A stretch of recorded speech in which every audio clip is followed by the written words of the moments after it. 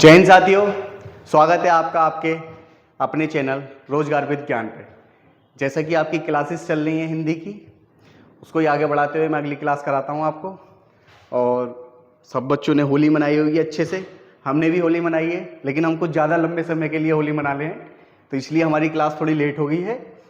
लेकिन अब आपको ऐसी कोई शिकायत नहीं मिलेगी, अब आपकी क्लास बिल्कुल प्रॉपर रूप में आएंगी। जैसे कि हमने पढ़ाया था पहले, मैंने आपको व्यंजन में पहुंच गए थे हम। उससे पहले स्वर वगैरह और हिंदी की उत्पत्ति कहाँ से हुई, कैसे हुई, ये सारा कुछ मैंने आपको पढ़ा दिया है। फिर उसके बाद मैंने व्यंजन पढ़ाया आपको। व्यंजन में मैंने आपको उत्क्षिप्त व्यंजन और संयुक्त व्यंजन के बारे में बता दिया था कि उत्क्षिप्त व्यंजन की उत्पत्ति कैसे हुई है और संयुक्त व्यंजन की उत्पत्ति कैसे हुई है, और कितने प्रकार से आप उत्क्षिप्त व्यंजन का यूज कर सकते हैं, कहाँ पर उसका प्रयोग कर सकते हैं और कहाँ पर उसका प्रयोग नहीं कर सकते। वही मैंने आपको संयुक्त अक्षर के बारे में बताया कि संयुक्त अक्षर कितने शब्द, कितने व्यंजनों से मिलकर बना होता है और कितने स्वरों से मिलकर बना होता है। उसके बाद आगे चलते हैं। आज रह गए, मैंने आपको वो व्यंजन करा दिए जो कुल बताए थे मैंने आपको, कुल व्यंजन जो बताए थे मैंने आपको, वो बच्चों बताए थे मैंने 39। कितने बताए थे? 39 मैंने व्यंजन बताए थे। लेकिन उसमें मैंने आपको एक बताया था कि व्यंजन होते हैं हमारे 33 + 6, 33 + 6 मतलब 33 + 6 होते हैं। जो 33 व्यंजन होते हैं वो व्यंजन होते हैं हमारे मूल व्यंजन।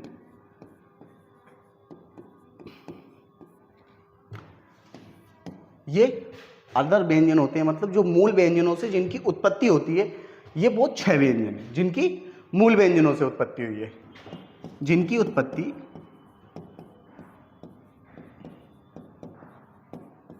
मूल व्यंजनों से हुई है।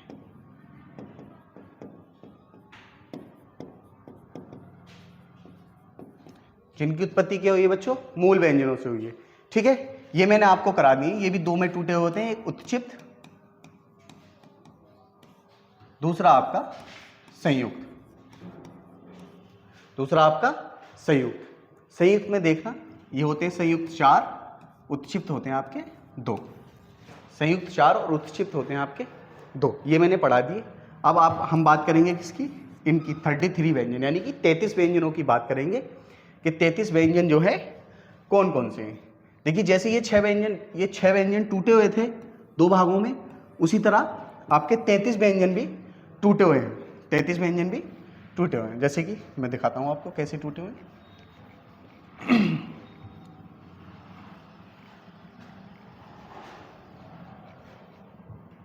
हम लिखते हैं मूल व्यंजन।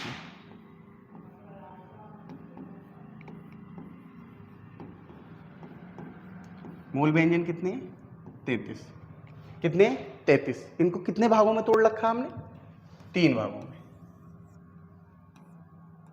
3 भागों में। नंबर 1 स्पर्श, स्पर्श व्यंजन।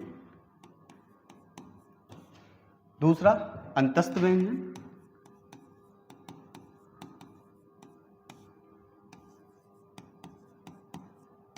और तीसरा आपका हो गया ऊष्मीय व्यंजन।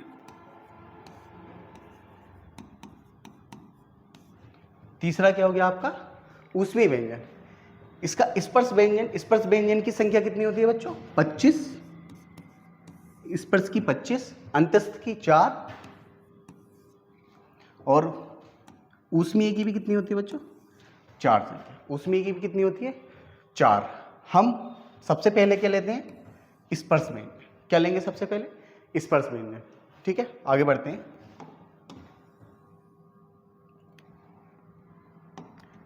सबसे पहले हम बात करेंगे स्पर्श व्यंजन की। स्पर्श व्यंजन कितने होते हैं? 25। स्पर्श व्यंजनों की संख्या कितनी होती है बच्चों? 25। और ये 5 वर्गों में बटे हुए होते हैं। 5 वर्गों में क्या होते हैं? बटे हुए होते हैं। के वर्ग, चे वर्ग, टे वर्ग, पे वर्ग और टे वर्ग। ठीक है, कितने वर्गों में बटे होते हैं बच्चों? 5 वर्गों में। कितने में? 5 में।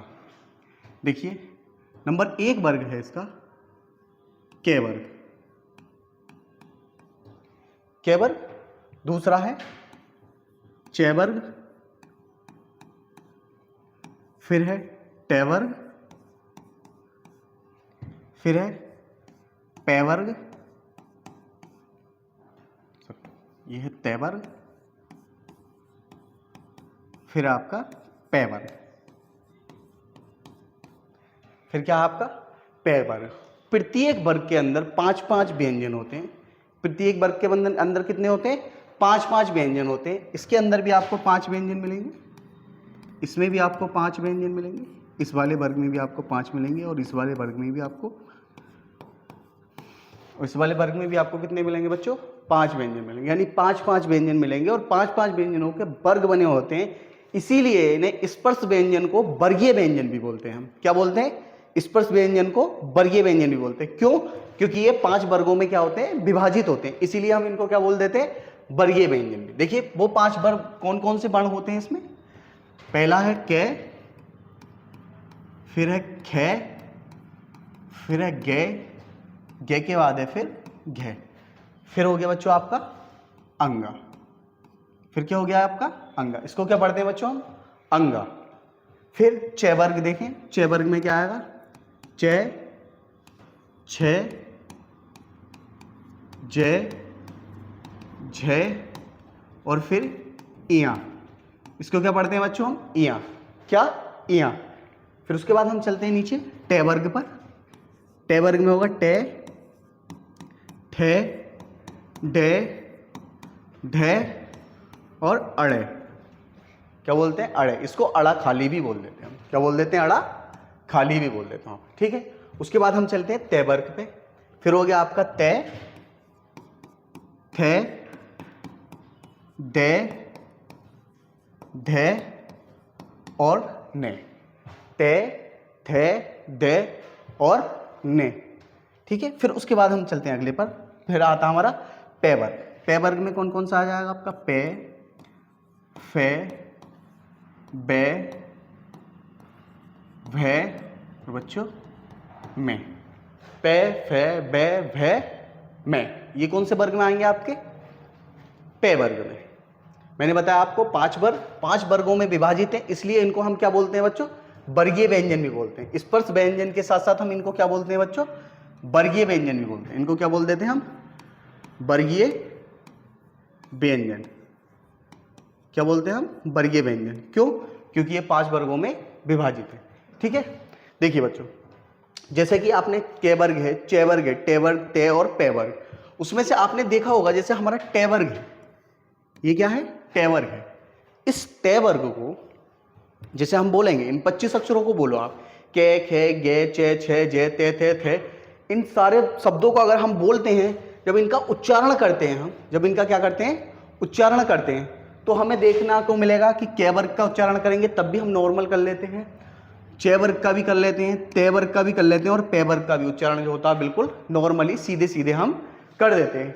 लेकिन जब हम टे वर्ग का करते हैं तो देखो, आप जब उच्चारण करेंगे टे, ठे, डे, ढे और अड़े, ये क्या होगा? ऐसे लगता है जैसे बोलने में कठिन हो।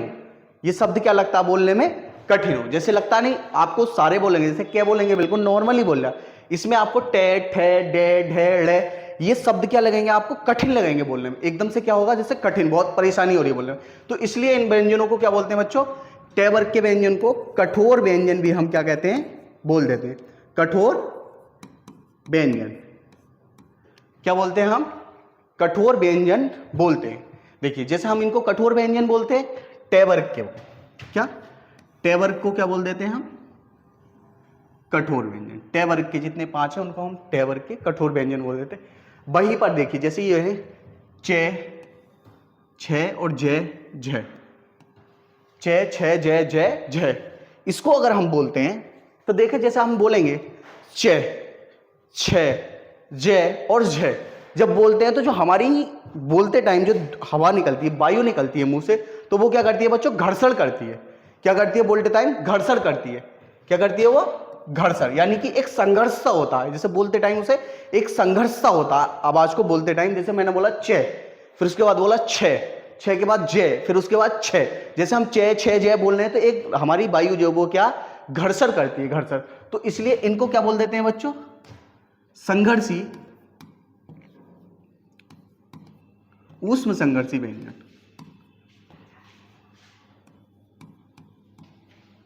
ऊष्म संघर्षी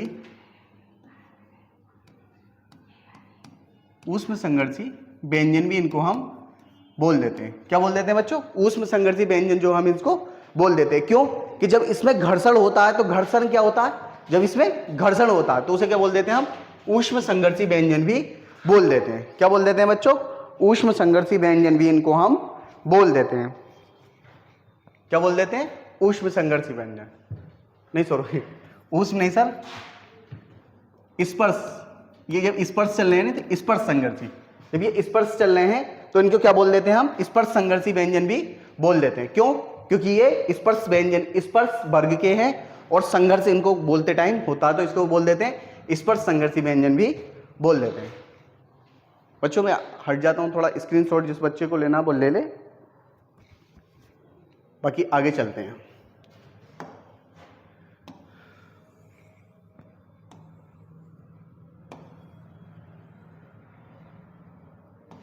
देखिए बच्चों आगे अब हमने कितने पढ़ लिए? 25 स्पर्श जो व्यंजन थे और जिनको वर्गीय व्यंजन बोलते थे उनको हमने क्या कर लिया? पढ़ लिया। अब नेक्स्ट चलते हैं हम। नेक्स्ट किस पर चलते हैं बच्चों? नेक्स्ट चलते हैं, नेक्स्ट उसके बाद आया अंतस्थ व्यंजन। दूसरे कौन से थे? अंतस्थ व्यंजन। अंतस्थ व्यंजन इनकी संख्या कितनी होती है बच्चों? 4। इनकी संख्या क्या होती है? 4। अंतस्थ व्यंजन को हम दूसरे नाम यानी कि यड़ व्यंजन के नाम से भी जानते हैं। किसके नाम से? यड़ व्यंजन। यड़ व्यंजन के नाम से भी हम जानते हैं। किनको? अंतस्थ व्यंजन को। अंतस्थ व्यंजन को क्या जानते हैं? यड़ व्यंजन के नाम से जानते हैं। ठीक है, इनकी संख्या कितनी होती है? 4। वो कौन कौन से होते हैं? ये, वे, रे और ले। ये, वे, रे और ले, ये कौन से होते हैं आपके? अंतस्थ व्यंजन। ये कौन से होते हैं? अंतस्थ व्यंजन। ठीक है, अब आगे बढ़ते हैं। अब कहाँ कौन से व्यंजन रहे हमारे? अब रहे हमारे ऊष्म व्यंजन।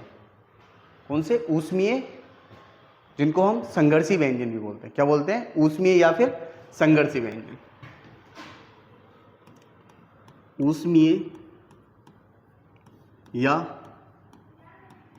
संघर्षी, और इनको बच्चों ईसत व्यंजन के नाम से भी जानते हैं। क्या नाम थे? ईसत व्यंजन। ईसत व्यंजन के नाम से। कौन सी? ऊष्मीय हो गए, संघर्षी हो गए और ईसत व्यंजन के नाम से भी इनको जानते हैं। इनकी संख्या कितनी होती है बच्चों? 4। इनकी संख्या कितनी होती है? 4। अब वो 4 संख्या कौन कौन सी होती है? एक तो होता है हमारा शय, फिर होता है शय, फिर होता है शय, फिर होता है शय, उसके बाद होता है।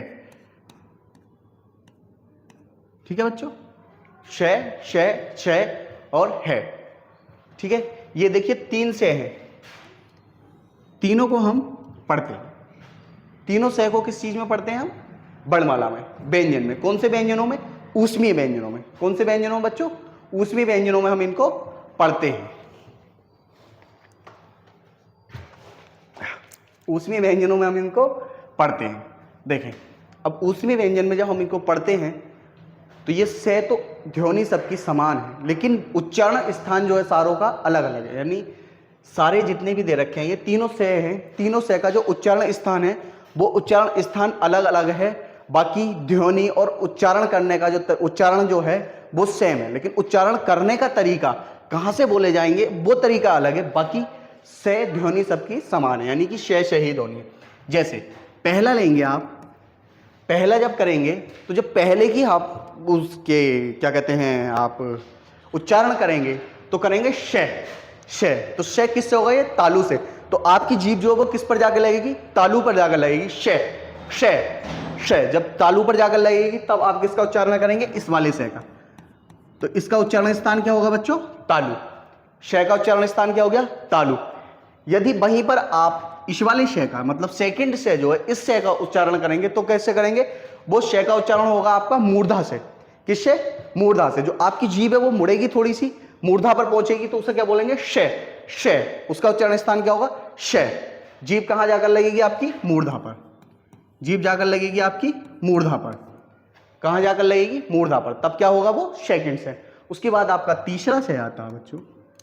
तीसरा श, इस श का उच्चारण करेंगे तो आपकी जो जीवा है, यानी कि जो जीभ है वो कहां जाकर लगेगी, दंत पर, दांत पर। श श श, जब उच्चारण करेंगे तो इसकी जीभ कहां लगेगी, दंत पर जाकर। तो ये क्या हो जाएगा, दंत। इसका उच्चारण स्थान क्या हो जाएगा, तालु। सेकंड वाले का उच्चारण स्थान मूर्धा, और तीसरे वाले का उच्चारण स्थान क्या हो जाएगा, दंत।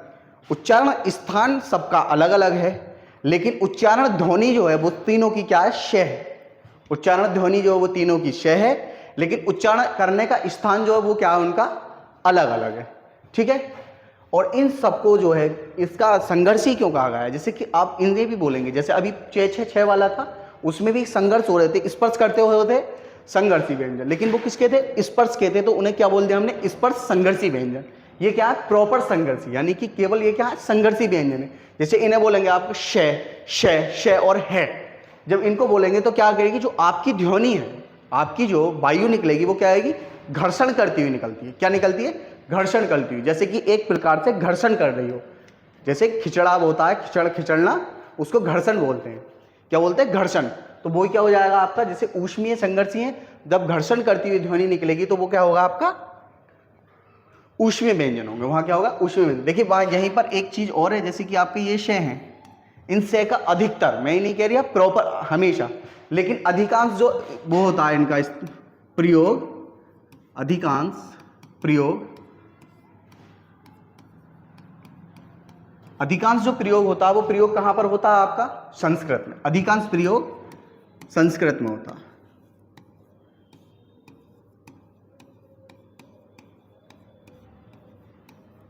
अधिकांश प्रयोग जो होता है वो क्या होता है, संस्कृत में होता है। वही देखिए आपके ये है रह गया, है का जो उच्चारण स्थान होता है, है को एक उच्चारण स्थान होता है जो हमारे बीच में वो लटका हुआ होता है, उसको बोलते हैं काकल्य। तो इसको बोल देते हैं काकल्य। इसका उच्चारण स्थान काकल्य बड़ी भी बोल देते हैं। क्या बोल देते हैं बच्चों, काकल्य बड़ी भी इसको बोल देते हैं। ठीक है, मैं साइड होता हूं थोड़ा सा।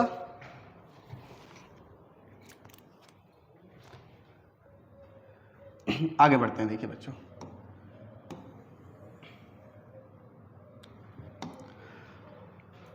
आपके व्यंजन कंप्लीट हो गए। अब मैंने आपका स्वर करा दिया, वर्ण करा दिए कि वर्ण कौन सा होता, अक्षर कौन सा होता, ये सब कुछ करा दिया, और व्यंजन भी आपके करा दिए। आगत स्वर जो था वो भी मैंने आपको बता दिया। अब मैं आपको बताता हूं जो आगत व्यंजन है, जो आगत व्यंजन है कौन से होते हैं, आगत व्यंजन। आगत व्यंजन, आगत व्यंजन कौन से होते हैं बच्चों, जो विदेश से ले रखे हैं, लेकिन हमारी वर्णमाला में उनका जिक्र नहीं है, लेकिन हमने उन्हें क्या है, अपना रखा है। जो वर्ण विदेशी हैं, जो वर्ण विदेशी हैं, लेकिन हिंदी वर्णमाला में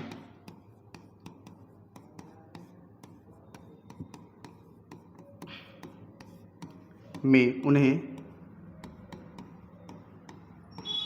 अपना लिया है, अपना लिया है। बेवर्ण,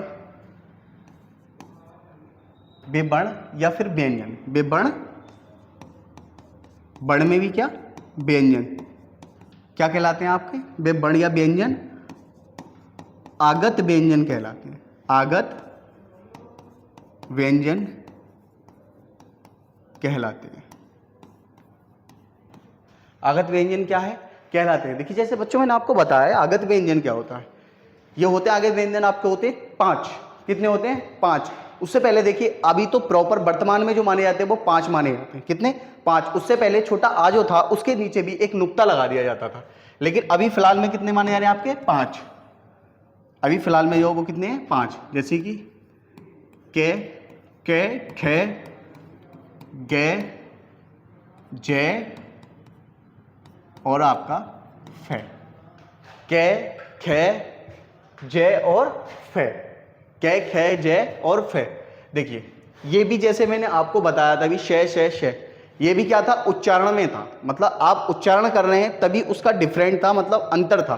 वहीं ऐसा ही है, ध्वनि तो इनकी जय ही रहेगी, लेकिन उसका बोलने का और उच्चारण करने का जो तरीका है वो क्या हो जाएगा, बिल्कुल डिफरेंट, यानी कि अलग हो जाएगा।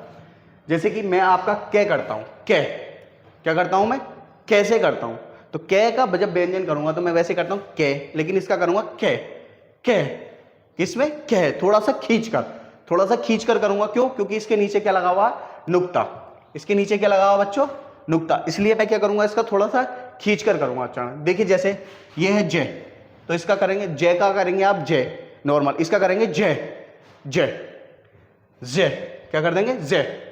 देखिए जैसे कि मैंने आपको लिखा,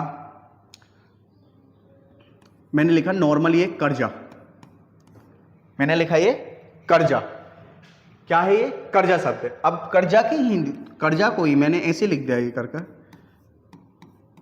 कर्जा, ये पढ़ेंगे हम कर्जा, उसको पढ़ेंगे कर्जा, क्या पढ़ेंगे, कर्जा, कर्जा थोड़ा सा मतलब खींच कर पढ़ा जाएगा, ये वर्ड क्या पढ़ा जाएगा, थोड़ा खींच कर। जैसे मैंने लिखा जिंदगी, मैंने लिखा बच्चों जिंदगी, ये पढ़ा मैंने जिंदगी, जिंदगी, और लेकिन इसके नीचे ही मैंने अगर नुक्ता लगा दिया तो मैं इसको क्या पढ़ूंगा, जिंदगी, क्या पढ़ूंगा, जिंदगी, इसको पढ़ा मैंने जिंदगी और इसको पढ़ूंगा मैं जिंदगी। सिर्फ उच्चारण स्थान में ही परिवर्तन हो जाता है, बाकी ये का खा जो है कहलाते क्या हमारे, आगत व्यंजन, क्या कहलाते हैं, आगत व्यंजन। देखिए बच्चों ये दो व्यंजन जो हैं वर्तमान में जो है, इन दो व्यंजनों को ही क्या माना जाता है, विदेशी व्यंजन का दर्जा दिया जाता है। क्या, विदेशी व्यंजन, विदेशी, देखिए हैं सारे विदेशी, पांचों के पांचों, लेकिन मूल विदेशी कौन से होते हैं, मैं लिख देता हूं मूल विदेशी, मूल विदेशी व्यंजन, मूल विदेशी व्यंजन कौन से हैं आपके, जय और फे। ठीक है बच्चों, नोट कर लो आप।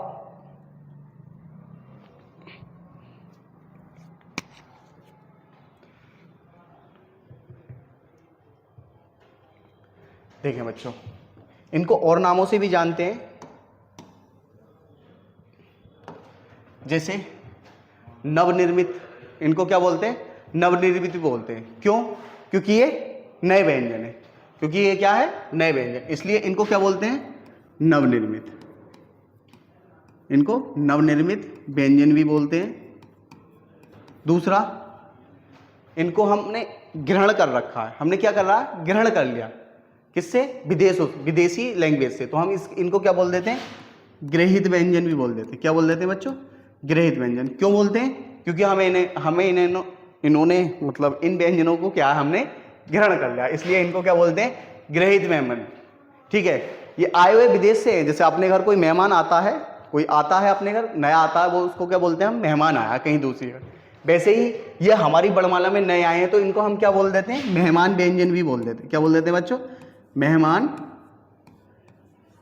मेहमान व्यंजन भी कहते हैं, मेहमान व्यंजन भी बच्चों इनको कहते हैं। और किस किस नाम से, नवनिर्मित जो न्यू है, नए व्यंजन है, ग्रहित व्यंजन जो हमने ग्रहण कर रखे हैं, उसके बाद क्या बोल दिया मैंने, मेहमान, मेहमान यानी कि हमारी नए आए हुए हैं वर्णमाला के अंदर, क्या होता है, नवनिर्मित बोल देते हैं।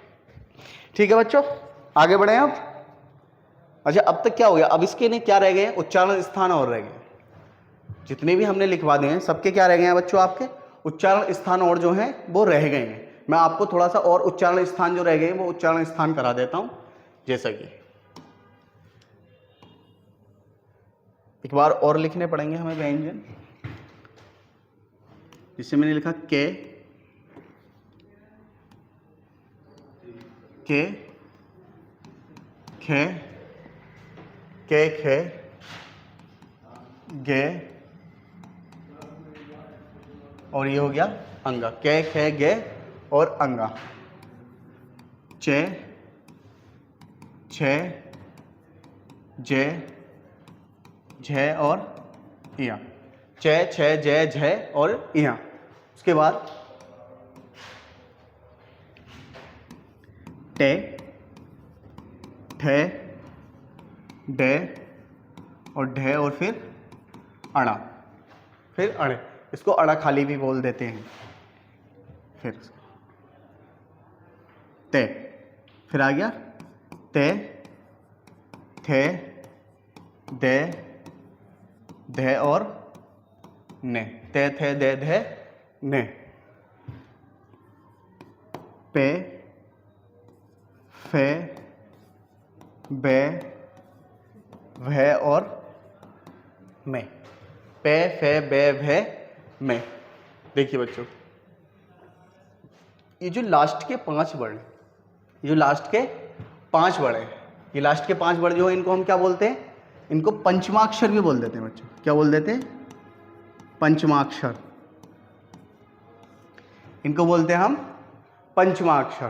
क्यों?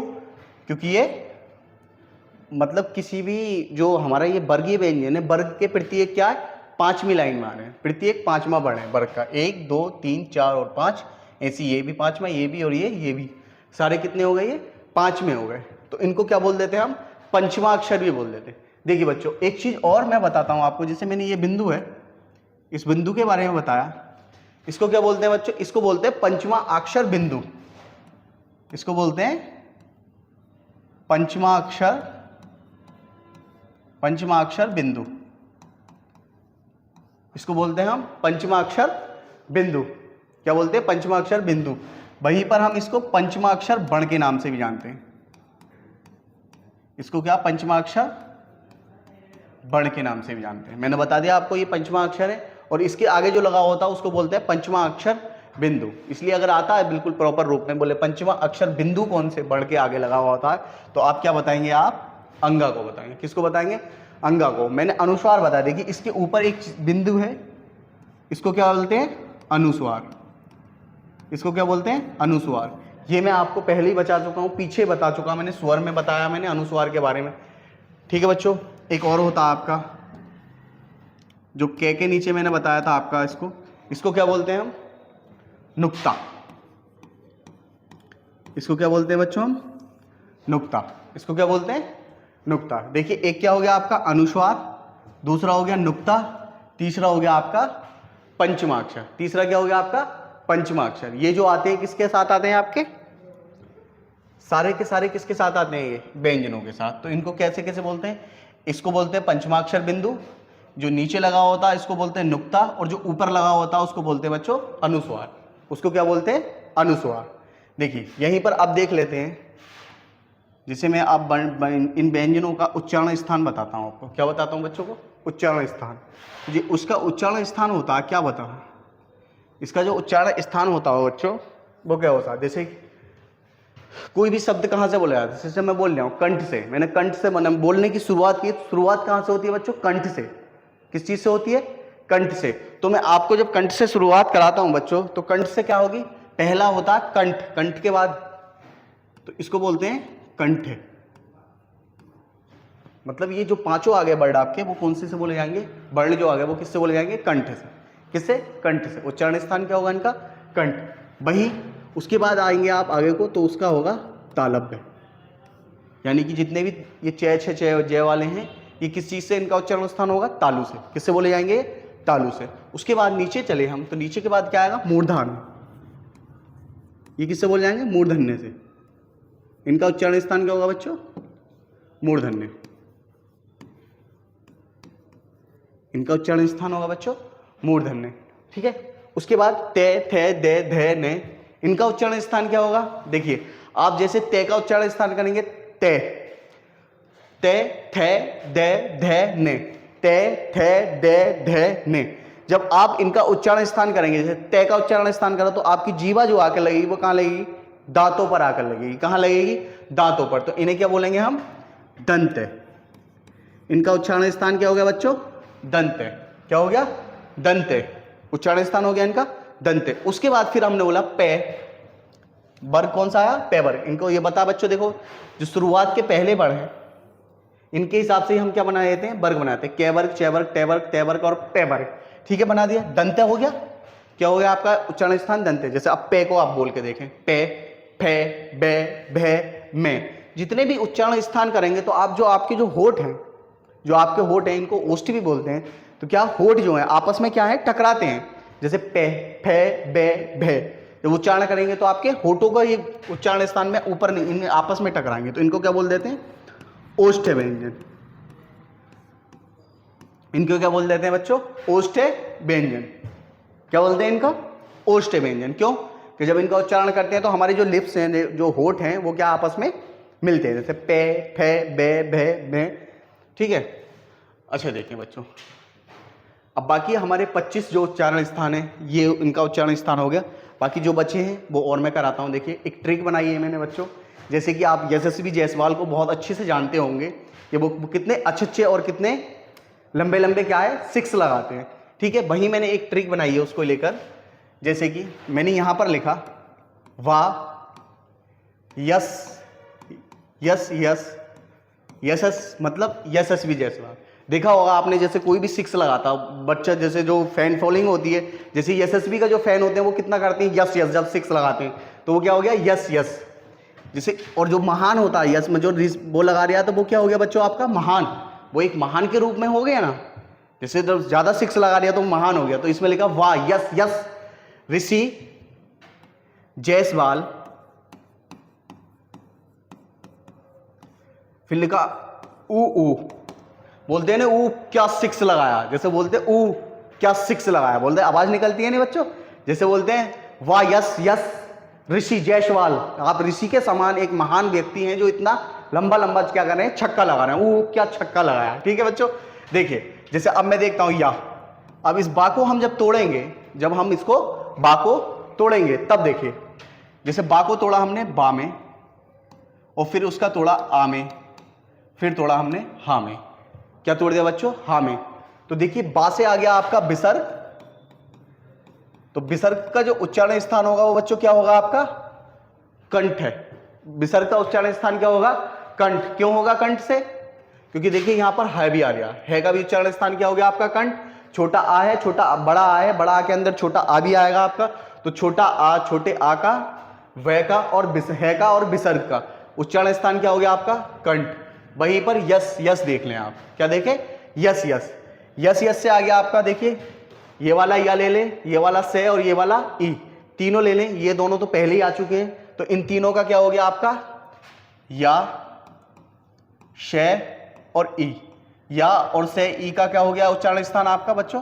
तालव्य। क्या हो गया आपका उच्चारण स्थान? तालव्य। क्या हो गया? तालव्य। इन तीनों का उच्चारण स्थान तालव्य। वहीं पर ऋषि, ऋषि को आप तोड़े, री हो गया, रा आ गया और शा आ गया। मुझे थोड़ी ऊपर कर लेते हैं।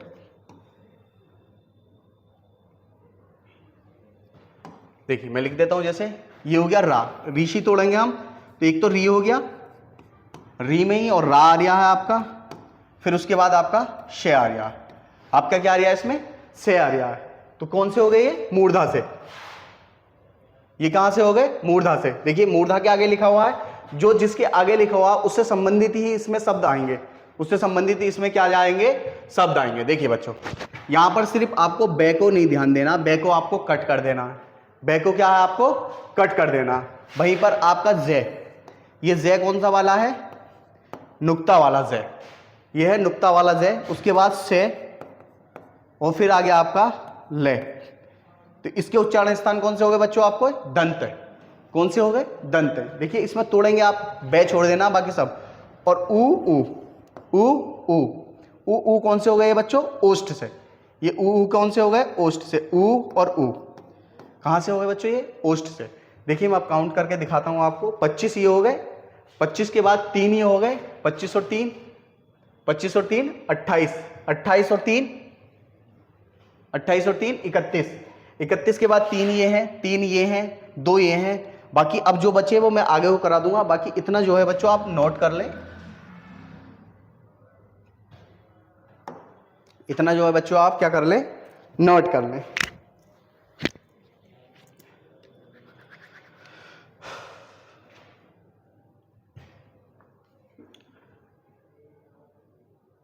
आगे बढ़ते हैं। देखो अब मैं जैसे कराता हूं आपको।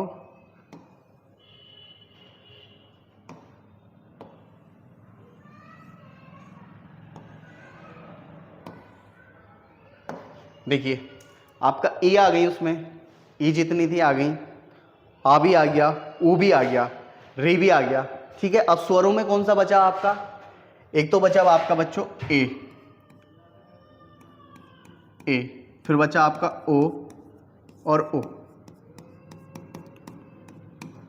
ए को जब आप तोड़ेंगे, ए को तो कैसे तोड़ेंगे? पहले ए को तोड़ो, देखो मतलब ए दो व्यंजनों, दो स्वरों से मिलकर बना है। जब दो स्वर तोड़ेंगे तो आप इसको कैसे तोड़ेंगे? आप एक तो छोटे आ में तोड़ेंगे चारों को। क्या तोड़ेंगे? छोटे आ में प्लस, देखिए छोटा आ, ये ए जो है, छोटा ए जो है वो किससे मिलकर बनता है? छोटा आ और छोटी ई से मिलकर बनता है। किससे बनता है? छोटा आ और छोटी ई से मिलकर बनता है। किससे बनता है? छोटा आ और छोटी ई से मिलकर बनता है। वहीं पर छोटा आ और छोटे ए से मिलकर बनता है। देखिए मैंने आपको बताया जो छोटा आ है उसका उच्चारण स्थान क्या है? किस चीज से? कंठ से। ए जब ए का उच्चारण स्थान करेंगे तो कहां से करेंगे बच्चों? कंठ से। आवाज कहां से आती है हमारी? कंठ से। तो इसको बोल देते हैं हम कंठ। ठीक है, उसके बाद ई मैंने कहां से बताया था? ई बताया था, अभी पीछे बताया तालव्य से। ई को बोलते हैं हम तालव्य से। ई का उच्चारण किस स्थान क्या हो जाएगा बच्चों? तालव्य। क्या हो जाएगा ई का उच्चारण स्थान? तालव्य। अगर हम इन दोनों को मिलाते हैं, जैसे एक ए मिला दिया तो उसी हिसाब से आप कंठ तालव्य, कंठ को और तालव्य को मिला तो क्या हो जाएगा ये बच्चों? कंठ तालव्य। क्या हो जाएगा ये? कंठ तालव्य। ये क्या हो गया बच्चों? कंठ तालव्य। किस चीज से उच्चारण स्थान होता है इनका? कंठ तालव्य से। किससे बच्चों? कंठ तालव्य से। ठीक है, वही मैंने क्या बताया आपको? ए ओ। तो ये दोनों का उच्चारण स्थान क्या हो जाएगा? कंठ तालव्य। ए और ऐ दोनों का उच्चारण स्थान क्या होता है? कंठ तालव्य। वहीं मैंने इसको बताया आपको ऊ से और ओ से मिलकर बनते हैं। ये ऊ से और ओ से मिलकर बनते हैं। आ का, छोटे आ का स्थान क्या है आपका? कंठ। छोटे आ का स्थान क्या है आपका बच्चों? कंठ। वहीं आपका छोटे ऊ का स्थान क्या है? बताएं बच्चों, मैंने अभी लिखवा रखा आपको, 5 में उसमें बनाया। बोले जैसे यशस्वी भी जायसवाल जब करते तो बच्चे करते नहीं ऊ क्या छक्का मारा, तो वही हिसाब से क्या हो गया? ऊ का कौन सा हो गया? ओष्ठ। कौन सा हो गया? ओष्ठ। ये क्या हो गया? ओष्ठ। जब हमने इन दोनों को मिलाया तो क्या बन गए? कंठ ओष्ठ। क्या बना ये? कंठोष्ठ। कंठोष्ठ।